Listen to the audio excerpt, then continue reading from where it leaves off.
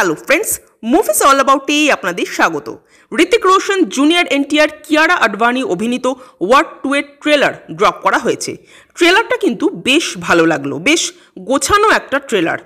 ঋতিক ও junior এনটিআরের character দুটোকে এই ট্রেলারে মূলত এস্টাবলিশ করা হয়েছে।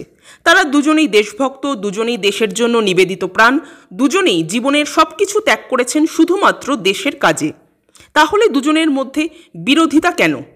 এইসব ক্ষেত্রে সাধারণত দু রকমভাবেই গল্প এগোয়।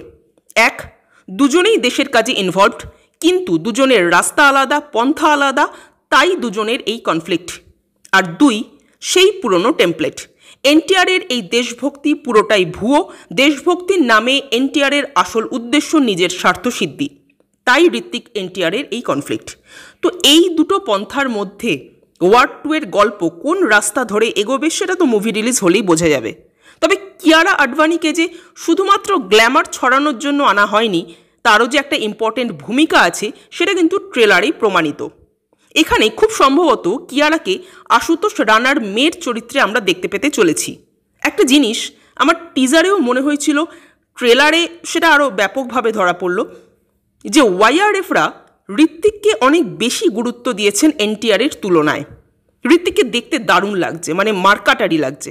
ঋত্বিকের মেকআপ, ড্রেস, হেয়ার, ঋত্বিককে এমনভাবে প্রেজেন্ট করা হয়েছে যাতে দর্শকের চোখ ঋত্বিকেই আটকে থাকে। এই যে একটা কথা উঠছে যে জুনিয়র এনটিআর ঋত্বিকের জৌলুসের তলায় চাপা পড়ে যাচ্ছেন, এই কথাটা কিন্তু পুরোপুরি ঠিক নয়। মেকাররা এটাই চেয়েছিলেন, ঋত্বিককেই তারা ফোকাসে রাখতে চেয়েছেন, জুনিয়র এনটিআরকে নয়। আপনারা ভালো করে খেয়াল করুন, টিজারে বা ট্রেলারে যে কটা সিন দেখানো হয়েছে সেখানে জুনিয়র এনটিআরের এমন কোনো সিন নেই যেটা দেখে মনে হতে পারে যে ওয়াও, জুনিয়র এনটিআরকে কি দারুণ লাগছে দেখতে, কি দারুণ প্রেজেন্স তার। না, এরকম কোনো সিন কিন্তু নেই। অথচ ঋত্বিকের প্রত্যেকটা সিন কিন্তু সেরকমই। ঋত্বিক যখন নেকড়ে নিয়ে হেঁটে আসছে সেই সিনটা দেখুন, ঋত্বিককে যেমন দুর্দান্ত লাগছে তেমনি ওভারঅল সিনটাও মার্ভেলাস। বা ঋত্বিক যখন স্যুট বুটে হেঁটে আসছে, পেছনে একটা রেড ব্যাকগ্রাউন্ড, পুরো মনে হচ্ছে যেন আমরা জেমস বন্ডের ক্যারেক্টারটাকে দেখছি। তো মেকাররা চেয়েছিলেনই ঋত্বিকের উপর ফোকাস করতে, আর সেটাই হচ্ছে।